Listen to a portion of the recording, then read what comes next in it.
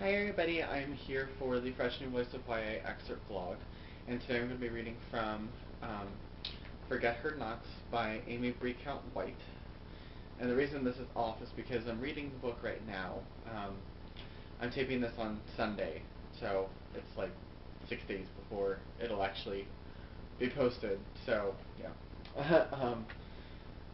So I'm still reading it, and I don't like having the jacket on while I'm reading it, so I'm going to be reading from just a little bit into the,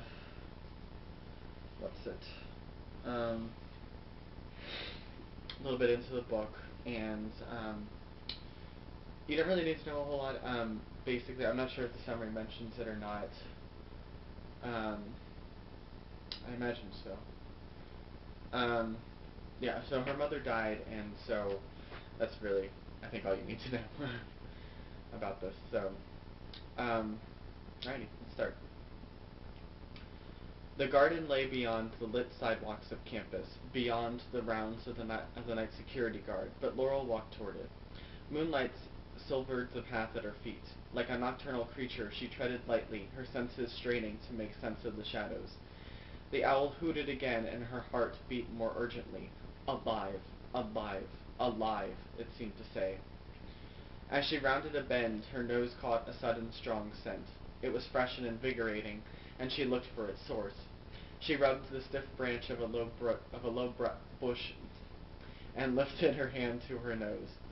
That's it, she thought. Crouching, she found a small marker spiked into the ground and read it by moonlight. Rosemary. A rosemary bush had grown by the back door of her old house, and Laurel could picture its tiny purple blooms. Her mom had cooked with the herb and dried it for sachets.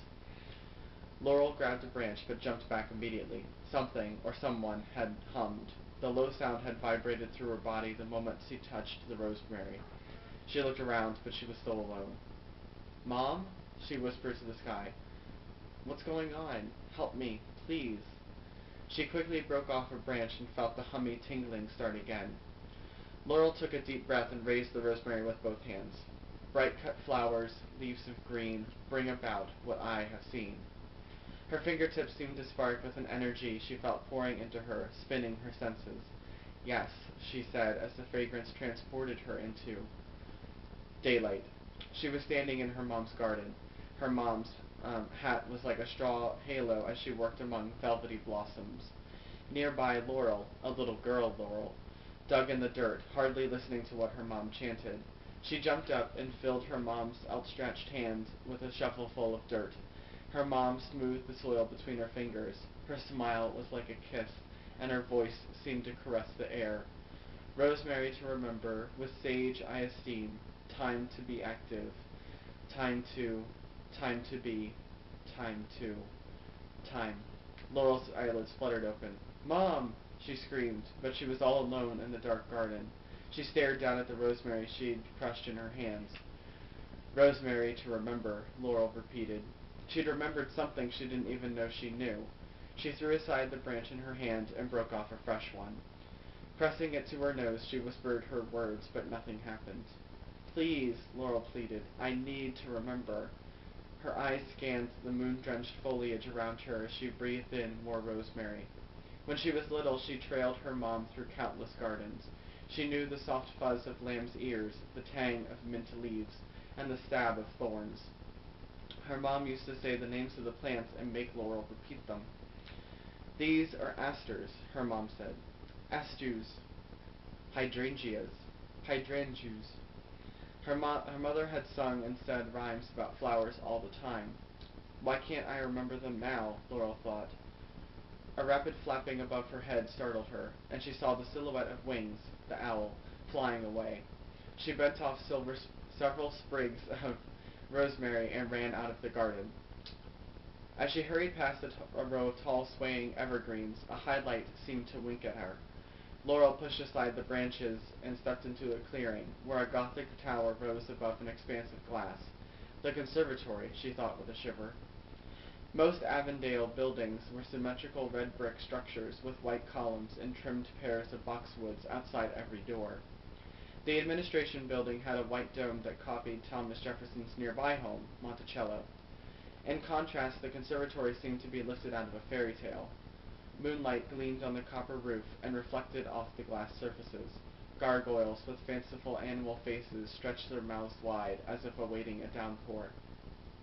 Laurel looked back through the trees and could still see the path to campus.